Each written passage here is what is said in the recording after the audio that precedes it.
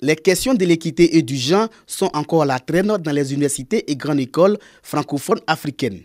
Toujours selon l'OIF, Organisation internationale de la francophonie, seulement 25% des filles sont présentes dans les filières académiques et 10% des femmes dans la gouvernance universitaire. L'agence a mis en place une politique en son sein. Et cette politique va permettre de demander aux institutions membres de parler égalité femmes-hommes. Parler égalité femmes-hommes, ce n'est pas mettre une femme pour dire le genre est respecté. C'est dire qu'il faut qu'il y ait 50% de femmes, 50% d'hommes.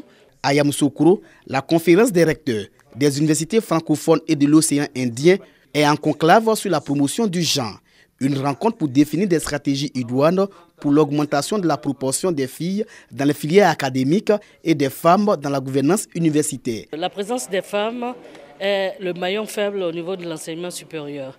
Et nous avons voulu donc réfléchir quant à l'institutionnalisation de cette approche genre qui est prônée depuis des années par les grandes organisations et que les gouvernants veulent se l'approprier. Le ministre de l'Enseignement supérieur et de la Recherche scientifique a exhorté les participants à faire des propositions aux gouvernants francophones pour un enseignement universitaire de qualité. Nous attendons que des échanges d'expériences puissent émerger, des propositions sur lesquelles le gouvernement pourra s'appuyer pour entreprendre des réformes importantes et soutenir tout ce qui est en cours.